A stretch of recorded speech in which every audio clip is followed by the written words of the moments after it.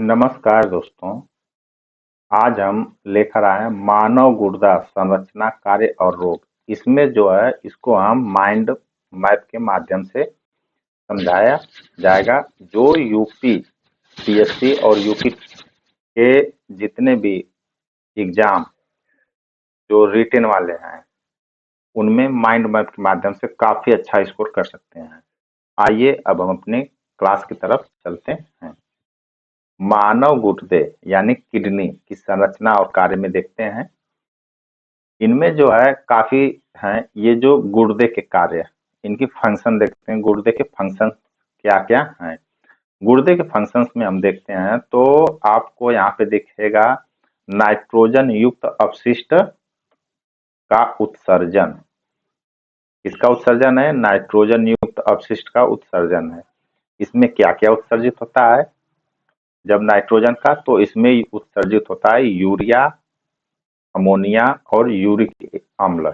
ये जो है नाइट्रोजन युक्त अपशिष्ट उत्सर्जन है, जो बॉडी से या किडनी जो इसको बाहर निकालती है। इसमें जो है तरल जो है संतुलन का नियमन यानी फ्लूइड बैलेंस करता है। आयनों का संतुलन बनाता है। कौन? किडनी संतुलन बनाता है। इसमें कौन कौन से आयन है? ये sodium plus, potassium plus, chlorine negative और हाइड्रोजन प्लस। ये जो आयन है, ये जो आयनों को क्या करता है? संतुलित करता है। इसमें रक्तचाप, जो रक्तचाप है, ब्लड प्रेशर को नियंत्रित करता है। कौन? गुर्दा का ये कार्य या किडनी का फंक्शन है। रक्त का पीएच मान जो है जो है नियमन करता है या उसको अच्छे से रेगुलेट करता है। और फिर उसके बाद आता है आपका एंडोक्राइन कार्य, यानी हार्मोन का स्राव करता है। किडनी क्या है? हार्मोन का स्राव करता है। और वो हार्मोन कौन कौन से हैं?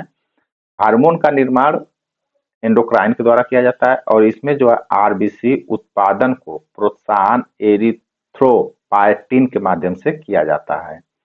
ये जो है आपके किडनी का फंक्शन है। अब आप इसको देखिए, स्थिति और आकार। इसकी जो किडनी है, किडनी की स्थिति और आकार क्या है? किडनी की स्थिति और आकार में ये जो है संख्या में कितने होते हैं? दो होते हैं। एक होता है दाईं तरफ और एक होता है बाईं तरफ।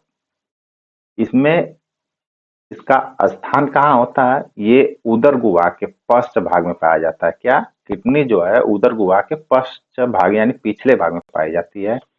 इसकी स्थिति जो है T12 से L3 तक होती है। कहाँ तक होती है? T12 से L3 तक होती है।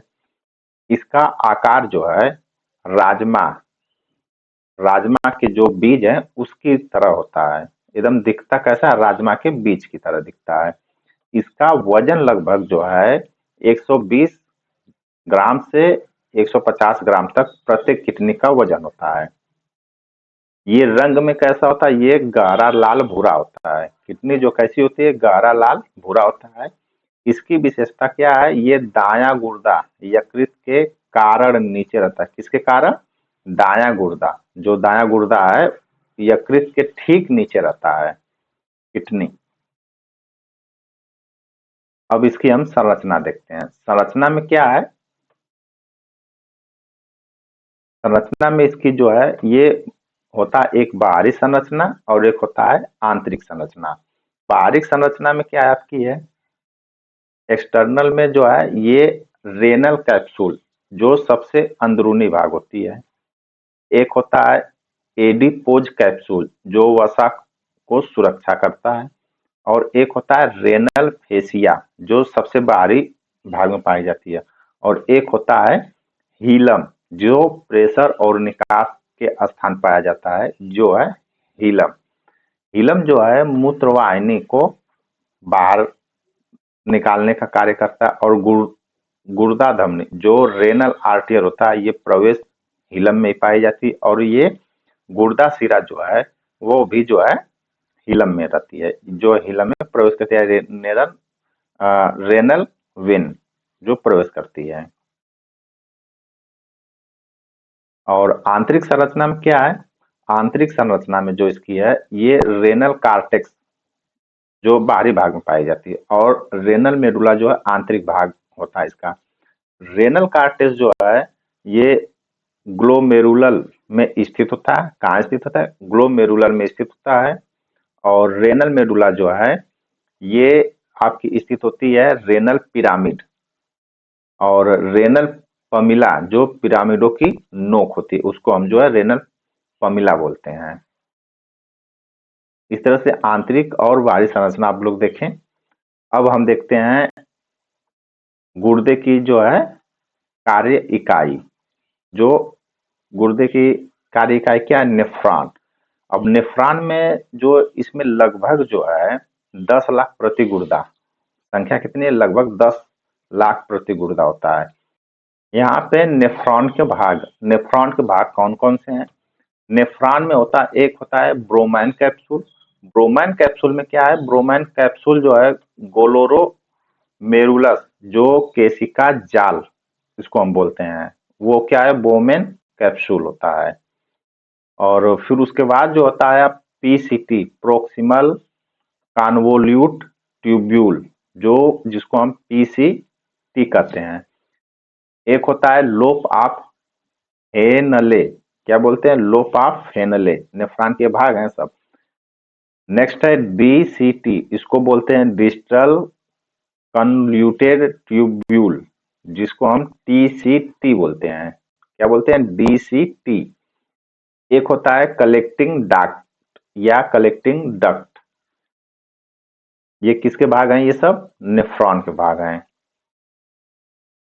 अब आइए हम देखते हैं नेफ्रॉन के प्रमुख कार्य। नेफ्रॉन के प्रमुख कार्य क्या क्या हैं?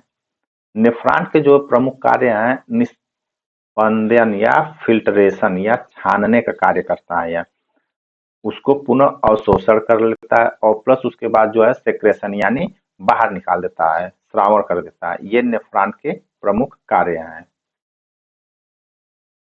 अब यहाँ पे देखिए मूत्र निर्माण की प्रक्रिया। मूत्र निर्माण की प्रक्रिया क्या क्या है? मूत्र निर्माण में जो है मूत्र निर्माण में जो है ग्लोमेरुलस निस्यंदन, इसमें जो है ग्लोमेरुलस निस्यंदन में जो ये रक्त को क्या करता है? छानता है। और जीएफआर जो इसकी कितना होती है? 125 ml पर मिनट होती है। छानने का जो है उसका स्पीड 125 ml पर मिनट होती है। अवशोषण में क्या होता है इसके? पुनः अवशोषण में ये अवशोषण किसको करता है? जल, ग्लूकोज और अमीनो अम्ल को जो है उपयोगी पदार्थ को ये क्या करता है? अपने अंदर अवशोषित कर लेता है। अंतःस्राव या श्रावण जो अवशिष्ट आयन होते हैं उनको बाहर निकाल देता है, जिससे हाइड्रोजन, पोटेशियम और डी डीसीटी इनको जो क्या कर लेता है? बाहर निकाल देता है। अब देखते हैं हार्मोन नियंत्रण। हार्मोन नियंत्रण में क्या है? हार्मोन नियंत्रण में ये आपको एडीएच, एडीएच जिसको हम बोलते हैं एंटी डाईयूरेटिक हार्मोन, ये क्या है? एडीएच। एडीएच जो है इसका स्रोत हाइपोथैलेमस से होता है। एडीएच वहां से पाया जाता है। ये जो कार्य जो इसमें है, जल को ये पुनः अवशोषण यानी अवशोषण करके बढ़ा देता है। कौन? एडीएच। और फिर उसके बाद जो है आपका एल्डोस्टेरोन। एल्डोस्टेरोन क्या है? यह स्रोत अधिवृक्क जो है अधिवृक्क ग्रंथि से इसका स्रोत होता है। इसका कार्य जो होता है सोडियम पुनः अवशोषण को बढ़ाता है। सोडियम को पुनः अवशोषण करके बढ़ा देता है। कौन? एल्डोस्टेरोन। अब देखते हैं रेनिन। रेनिन क्या है? रेनिन जो है आपकी ये इसका स्रोत गुर्दा होता है। क्या होता है? गुर्दा या किडनी। इसका कार्य जो है रक्तचाप को नियंत्रित करना होता है, जिसको RAAS बोलते हैं, जिसको हम रास बोलते हैं। रेनिन का ये कार्य होता है। अब यहाँ पे हम देखते हैं एरिथ्रोपायटिन। एरिथ्रोपायटिन का कार्य क्या है? एरिथ्रोपायटिन का कार्य जो है आरबीसी का निर्माण को प्रोत्साहित करना होता है। क्या करता है? आरबीसी के निर्माण में इसको प्रोत्साहित करता है। इसका भी स्रोत जो है गुर्दा होता है। गुर्दे के प्रमुख रोग कौन से हैं या डिसीज, जो किडनी के रोग जो होते हैं वो कौन कौन से हैं? तो यहाँ पे किडनी के प्रमुख रोग हैं। पहला है नेफ्राइटिस, जिसको हम बोलते हैं नेफ्राइटिस। ये क्या करता है, ये नेफ्रॉन में जो है नेफ्रॉन की सूजन को बढ़ा देता है, उसी को हम नेफ्राइटिस बोलते हैं। किडनी स्टोन, किडनी स्टोन में क्या है, ये किडनी स्टोन में क्रिस्टल जमा हो जाते हैं, क्रिस्टल जो पत्थर बन जाते हैं, उसी को हम लोग बोलते हैं किडनी हो गई है, किडनी बढ़ गई है, उसमें किडनी स्टोन बन जाता है। फिर किडनी फेल्योर, किडनी फेल्योर का मतलब होता है कि गुर्दे का कार्य करना रुक जाना होता है, जो गुर्दा अपना वर्क करता है वो रुक जाता है, उसी को हम किडनी फेल्योर बोलते हैं या किडनी खराब हो गई बोलते हैं।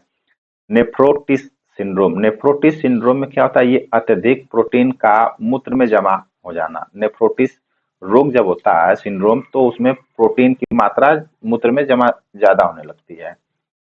यूटीआई, यूटीआई क्या है, मूत्र मार्ग में क्या हो जाता है, संक्रमण हो जाता है यूटीआई के माध्यम से। फिर उसके बाद होता है डायबिटीज इंसिपिडस, जिसमें एडीएच की कमी हो जाती है। क्या कमी हो जाती है, एडीएच की कमी हो जाती है। नेक्स्ट है हाइड्रोनेफ्रोसिस, हाइड्रोनेफ्रोसिस में क्या होता है, मूत्र संचयन में गुर्दे का फूलना। इसमें क्या हो जाता है, जब पेशाब होते तो उसमें गुर्दा क्या होता है, फूल जाता है, उसी को हम हाइड्रोनेफ्रोसिस बोलते हैं। इनके मुख्य उपचार क्या है, आधुनिक चिकित्सा क्या इनके हैं, इनमें जो है डायलिसिस अगर हो जाता है तो कृत्रिम अपशिष्ट को बाहर निकाला जाता है। डायलिसिस में क्या होता है, हीमोडायलिसिस किया जाता है और पेरिटोनियल डायलिसिस किया जाता है। इसमें अपशिष्ट पदार्थ को बाहर निकाला जाता है और ये किडनी ट्रांसप्लांट या स्थायी निष्क्रियता पर भी जोर देता है आधुनिक चिकित्सा। फिर यहाँ पे देखिए रोचक, इसमें कुछ इंपॉर्टेंट रोचक तथ्य हैं, जैसे किडनी जो 100 लीटर मतलब 180 लीटर रक्त छानते हैं, ये क्या, प्रतिदिन, ये डेली जो है किडनी 180 लीटर रक्त छानता है। ये मूत्र उत्पादन में केवल 1.5 लीटर ही बाहर पानी निकालता है। छानता तो 180 लीटर है, लेकिन मूत्र जो है, मूत्र के रूप में कितना बाहर निकालता है, पेशाब के रूप में 1.5 लीटर सिर्फ पानी निकालता है। और रेनल धमनी, ये जो है रेनल धमनी जो है हृदय आउटपुट का लगभग 20% रक्त को प्रवाहित करता है। कौन, रेनल धमनी। नेफ्रॉन की लंबाई लगभग 3 सेमी होती है, कितनी होती है, 3 सेंटीमीटर होती है या 3 सेमी होती है। इस तरह से दोस्तों आज की क्लास मानव गुर्दे पे कंप्लीट हुई। चैनल को लाइक, सब्सक्राइब तथा शेयर करें। धन्यवाद।